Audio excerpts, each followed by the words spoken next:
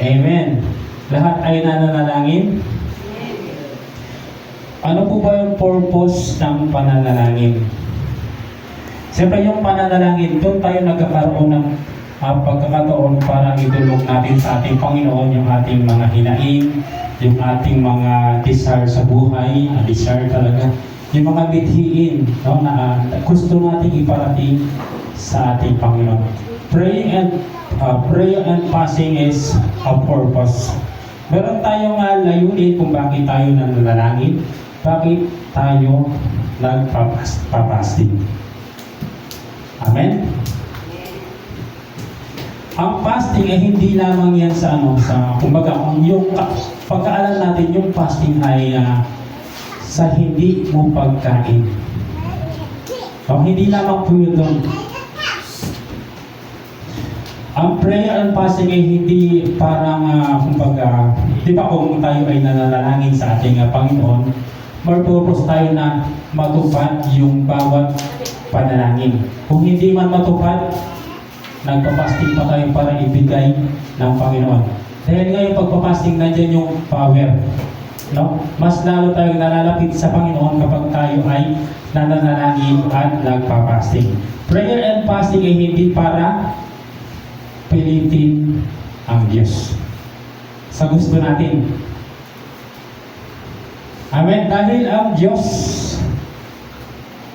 ay hindi para sumunod sa atin, tayo ang susunod sa ating Panginoon. Amen? Kahit anong panalangin natin, hindi pa ako nagbibigay ng verse sa mamaya po. Kahit anong panalangin natin sa ating Panginoon, kahit anong fasting natin, kung hindi naman kalooban ng Panginoon, hindi talaga matutupad sa buhay natin. Amen? Diba, kung nakita ka ng ating Panginoon na ito si Sister Julian, ayan, example lang siya yung babaeng o anak ng Diyos na mapanalanginin. No? Example lang ito, Brother Joey, hindi pa naman agad-agad ngayon. Kung nasa tamang edad na siya, siyempre mananalangin siya para sa kanya.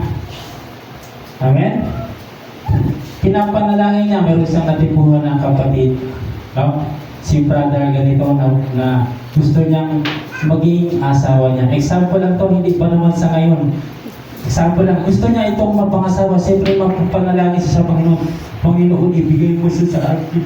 Gusto ko siyang aking mapangasawa sa habang buhay. Amen.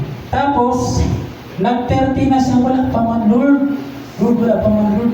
30 na ako, Lord. Ang ginawa niya, nag-fasting siya. Nakita siya ng Panginoon. Nag-fasting pa talaga. Kasi alam ng Panginoon, sa simula pa lang, in the beginning and to the end, alam ng Panginoon ang mangyayari sa buhay mo.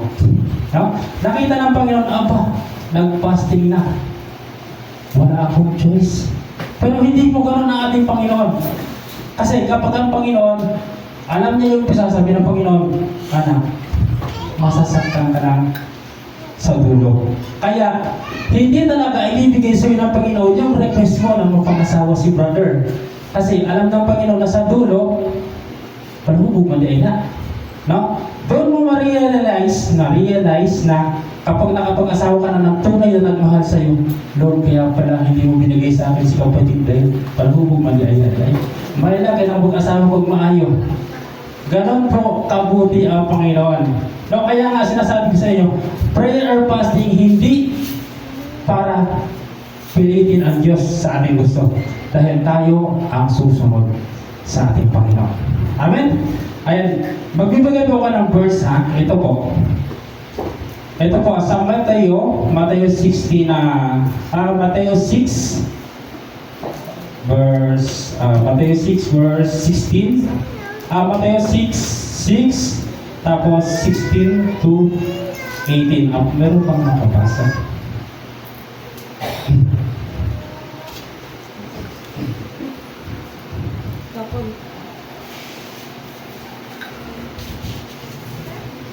Mateo 6. Okay, pabasahin ko ito. Wala pala kung ay, meron ba niyang makakabasa? Mateo 6. Mateo 6:6. Ayan, Mateo 6:6.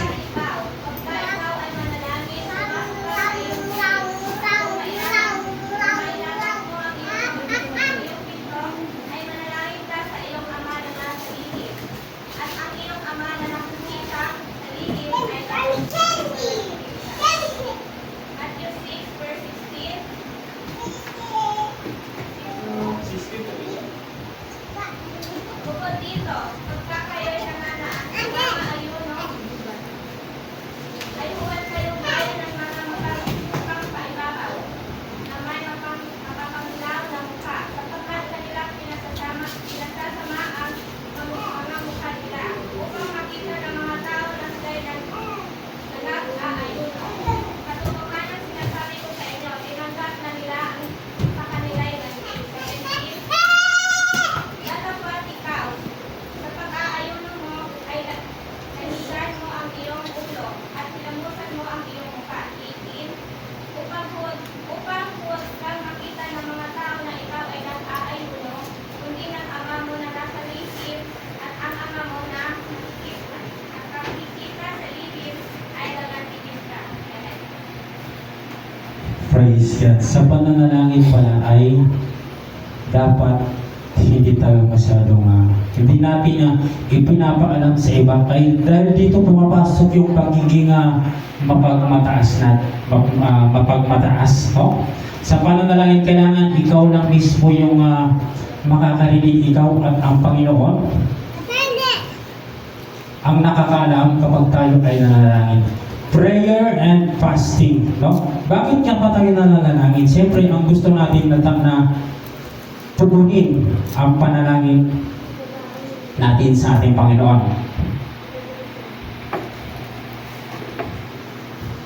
Ang pananalangin upang maidulog natin sa Panginoon yung ating mga hiling. Amen? Ayan. Ano ang panalangin? Ito ay ang pakikipag-usap. Pakikipag-usap sa Diyos. Dito natin may papahayag ang ating pasasalamat, mga kahilingan, pagsisisi, at pagsamba sa Kanya. Ganun po yung panalangin, yun po yung dapat na gawin ng mga Kristiyano upang ating makamtan yung ating mga dalangin sa ating Panginoon. Ang pag-aayuno po ay isang kusang pag-iwas, di ba? Yung nag-aayuno, yun po ay kusang pag-iwas. Siyempre, yung pag-aayuno, yun po ay sa mga pagkain. No? Kumbaga, yung fasting, there is a purpose. No? Kumbaga, kung tayo ay sa mga doktor, kung ooperahan ka, dadaan po yan ng pagpapasting. No? Kung sa spiritual naman po yan, kung magpapasting ka, yun yung pinapalakas mo yung relation mo sa ating Panginoon. Kaya tayo ay nagpa-fasting, no? Amen. Bakit tayo nag-pray and fasting? Upang mas mapalapit tayo sa ating Panginoon. Upang mapagtagumpayan ang mga tukso. Siyempre, lagi tayo nananalangin, Panginoon, huwag mo akong ipang-intulot sa tukso. Dahil nga po yung tukso yan po ay palaging nagtuyok-tuyok pa. Bagasal yun na humahanap ng kanyang masisila. Kaya kapag hindi natin nabantayan, talaga tayo ay madadala sa mga tukso. Sa panahon ngayon na talagang napakahirap. Ang daming tukso dyan sa mga paligid. Iguhit-guhit mo. No? Magkindat-kindat pa. Kapag hindi mo talaga nabantayan, madadala ka.